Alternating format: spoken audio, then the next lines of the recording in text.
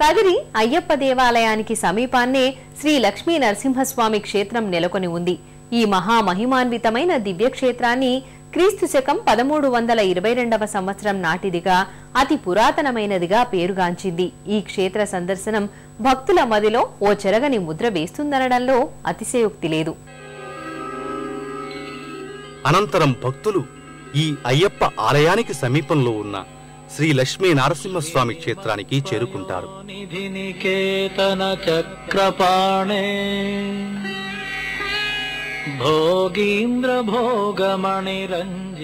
నవ నారసింహ క్షేత్రాల్లో ప్రముఖమైనదిగా విరాజిల్లుతున్న ఈ దివ్య క్షేత్రంలో కొలువై ఉన్న ప్రహ్లాద వరద లక్ష్మీ నరసింహస్వామి వారు భక్తుల మనోభీష్టాలు తీర్చి కలియుగ దైవంగా పూజలందుకుంటూ ఉన్నారు.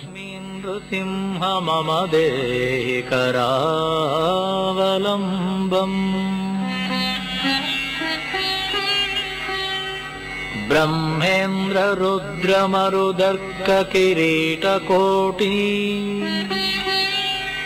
సంఘటితాంగ్రి కమలామల కాంతికాంత లక్ష్మీల సత్కుచ సరోరుహరాజహంస.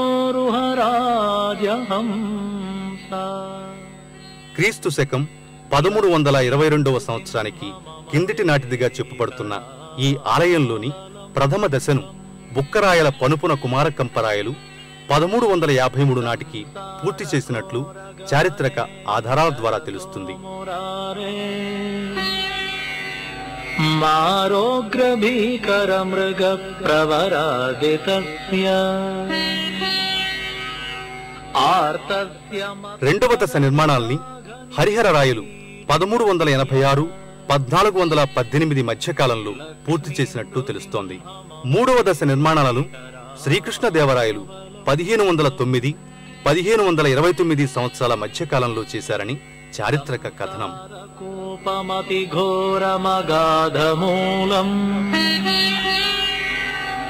సంప్రాప్య దుఃఖశత సర్పసమాకులస్య దీనస్య దేవ కృపణా పదమాగతస్య లక్ష్మీ.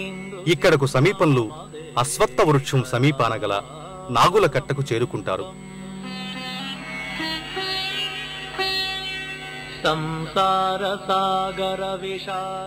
ఇక్కడి నాగదేవతను సేవిస్తే సంతాన ప్రాప్తి కలుగుతుందని భక్తుల విశ్వాసం.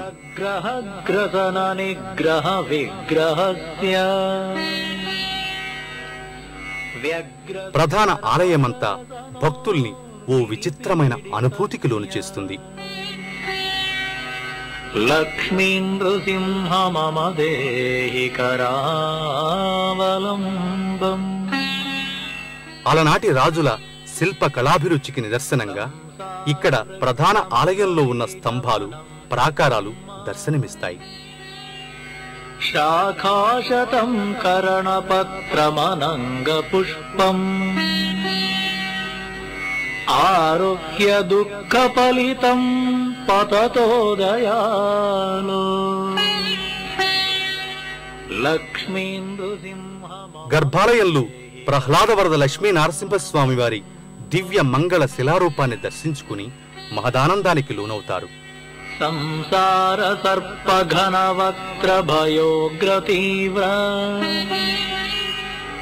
దంష్ట్రాకరాల విషదగ్ధ వినష్టమూర్తే నాగారి వాహన సుధాబ్ధి నివాస శౌరే. అష్టభుజుడైన శ్రీ నరసింహస్వామి తన 4 చేతులతో హిరణ్యకశిపుని తన తొడలపై పరుండబెట్టుకుని అతని వక్షస్థలాన్ని చీల్చుతున్నట్లుగా శిలారూపం భక్తుల్లో స్వామి పట్ల భక్తి విశ్వాసాలను పెంచుతుంది. పరంజ్యోతి స్వరూపుడైన అయ్యప్ప భక్తుల అజ్ఞాన చీకట్లను తరిమి జ్ఞానకాంతుల్ని అనుగ్రహిస్తున్నాడు.